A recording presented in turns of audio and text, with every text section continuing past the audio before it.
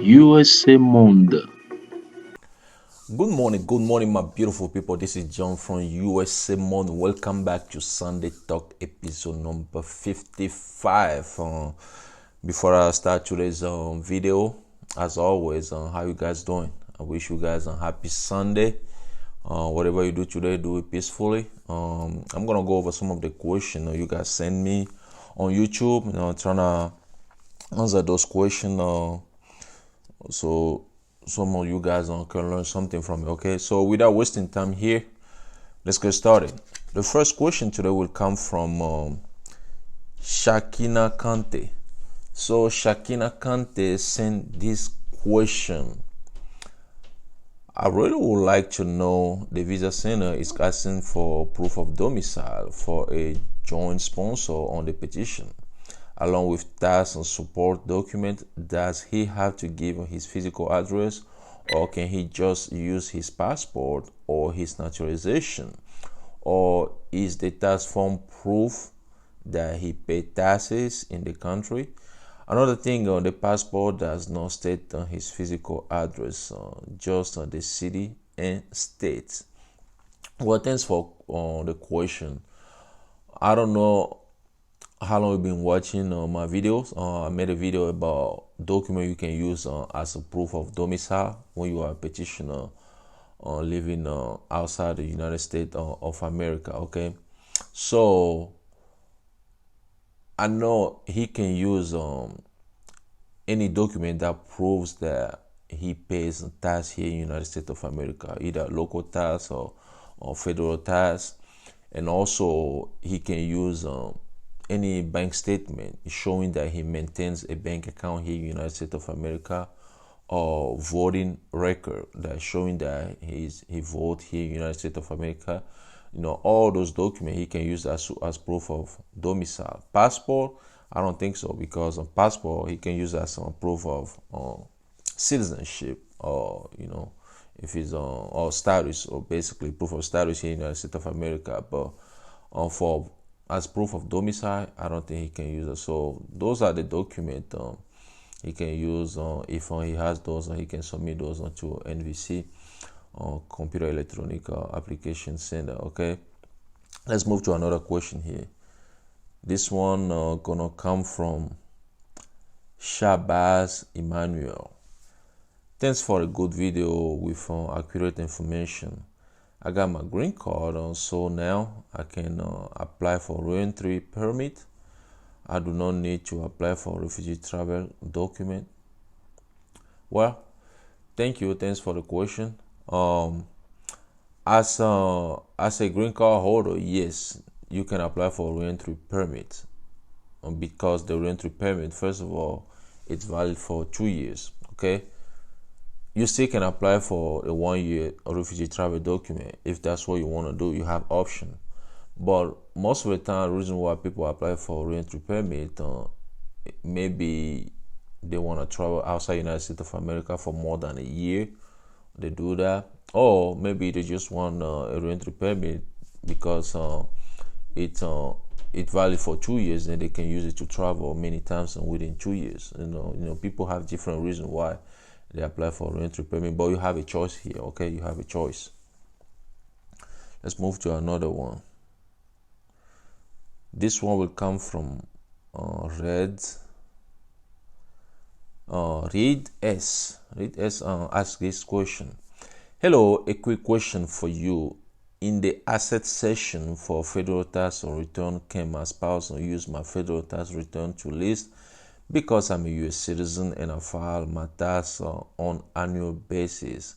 Also, can she list on her previous work income before she arrived to the United States? Eventually, she quit on her work outside the U.S. and just waiting for the interview, which is scheduled, and then have high income to support her and cover her with my employer medical insurance. Thanks for the question. This person sent a question regarding a DS 5540, which is a public charge questionnaire. Okay, public charge questionnaire. The visa applicant has to fill up that form, especially if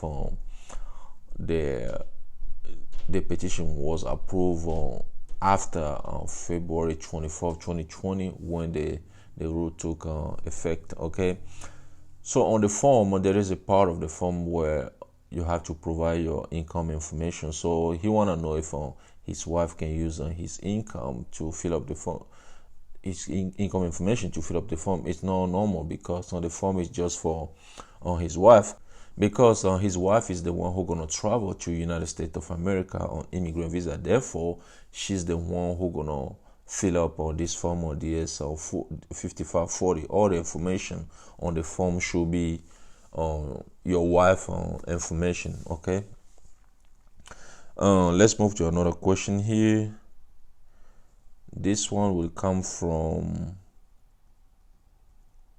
King Moose. Let's see what King Moose has to say. King Moose send on this question: do you have any advice for camera or mic to use to start a YouTube channel? Well, he sent this question below a video I made about 3 ways you can make money online during this pandemic. Through I make money myself during this pandemic, so I share those experience with you guys. I don't know if some of you guys who didn't have a chance to watch this video, you can go and watch it. So one of the way is to start a YouTube channel, like what I do. So he asked a question if there is any camera or mic that I recommend people can use. Me personally, I don't recommend anything like that, as long as you have like your phone. And most of the phone nowadays have a good mic you can use to record anything, or you want to record anything you want to share with people, because the main thing is to share experience, share your knowledge with people, is what you teaching. Okay, that's the main thing. And then once you start getting audience, you start having people who follow you. Yeah, you can upgrade and buy better camera or better microphone, whatever. People, there is a lot of video on YouTube showing you what kind of camera to use, but I think once you start, you can just start with your phone. Just start with your phone, and then you get a hang of it. And then once you're comfortable in front of camera, stuff like that, then you can do whatever you want to do later on. If you want to buy expensive gear, you can do that. You can do that. Let's move to another question here. This one gonna come from Kumudu Ma. Let's see what Kumudu Ma has to. Let's see what she has to say. Okay, Kumudu Ma sent this question: dear sir, may I know if I apply for a re-entry permit form? Can I write the pandemic as the reason for apply re-entry form? Well, when you apply for re-entry permit, they ask you what is the reason. You just have to tell them the real reason. If the pandemic is the reason why you apply for this, you have to be more specific. Just pandemic, or why pandemic? Is it because you want to travel? Is it because you have to be specific about the reason. That people have different reasons why they apply for re-entry permit. Maybe they want to travel to go see their family members. Excuse me. To go see their family members. Maybe they miss them during the pandemic. People have different reasons. Okay, so you just provide the reason why you apply for the real reason why you apply for the form, the re-entry permit. Okay. Let's move to another one here. This one will come from Romy. Romy asked this question. Yo, John, I got a question. How do I re-upload passport when it's close to expire to the NVC? The email today, and it's going to expire January 21st, which I know that. So I was obtaining a new one, but it's not here yet. Well, one thing you have to know is that once you submit your document to NVC, Computer Electronic Application Center, most of the time you cannot, change that document unless NVC allows you to, unless NVC reject it. Once they reject it, then you can delete the one you uploaded, already upload, and then upload a new one. So in your situation, you just have to wait till NVC send you a notification to replace it. That way you have option to delete the old one. And also you can call NVC, National Visa Center, to ask them if they want you to submit it in the new one before even it's expired. Once you get a new one, you can call them. Right now you say you don't have the new one yet, so you just have to wait till NVC asks you to change it, to replace it. Okay, let's move to another question here. This one will come from Chuvos. Joven Valesquez. Great video. Thank you so much, USMon. I have one question.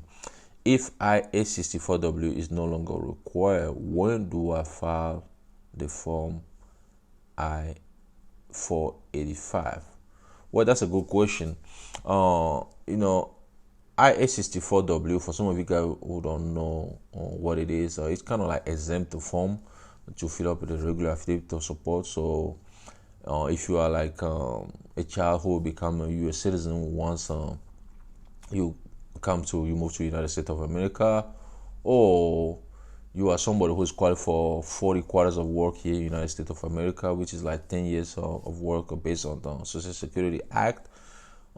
Those people are qualified to apply for I-864W, but now I-864W is no longer required. That form USCIS get rid of it. So for some of you guys who will adjust to your status here in the United States of America, excuse me, your status here in the United States of America, meaning that you have to file I-485.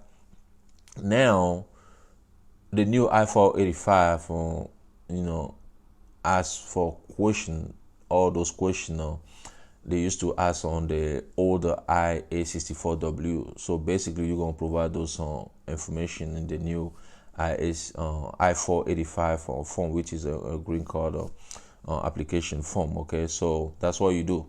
There's nothing else. You're just gonna provide those information. Whatever information is on the new I-485, provide those information, you're gonna be fine. So USCIS will go over everything, and then if you are qualified not to provide the regular affidavit of support, and you won't do it. But if you're not qualified, then USCIS will ask you to submit the affidavit of support form. Okay, so that's how you do. You just have to fill up your regular I-485. Okay, all right, let's move to another one here. This one will come from Shuvo Das. Let me see. Shuvo Das was like, where should I send question for Sunday Talk? Well, you just send a question on YouTube, then I pick some of the question, then I answer those questions. That's all you do. But I'm thinking about something too. Maybe I'm gonna have like a link on the website, www.usmon.com, where some of you guys can go and request, send a question. I'm gonna answer on Sunday, instead of me going through all the questions here. Or maybe I still can go through some of these questions you send on YouTube, pick some of those, and then whatever you send on the website, I can choose those also, and then reply them. I'm thinking about that. Maybe we can start doing like a shout out to some of you. Maybe it's your birthday, your marriage anniversary, stuff like that. I can do some shout out, just to make you a little bit happy, basically. We all family here, so I'm thinking about that. Maybe your kids birthday, your husband birthday, I can do shout out. You can send me a note, but I'll let you know once I get everything set up. I'll let you know. You guys can send me those information. Okay, so yeah, you don't have to do anything, just send your question here for now, and then I pick it. Okay, so the same person asked a question here, which is very important. I think this question will help a lot of you guys. And then like I said, Chovos or Dyson sent another question. Thank you for answering my question. What happened? She turned 21 before we process on the step, an interview, should we use child protection rule, or she is good because she approved before 21? I'm confused on what should I do. I'm worried about her age. Does it affect if she turn over before interview? So basically, this person sent a question before. I remember this question. She wanna know what gonna happen if her daughter turned 21 before she moved to United States of America. Okay, because of the immigration suspension, she's worried that her daughter will turn 21 before she even moved to United States of America, and she wanna know what to do.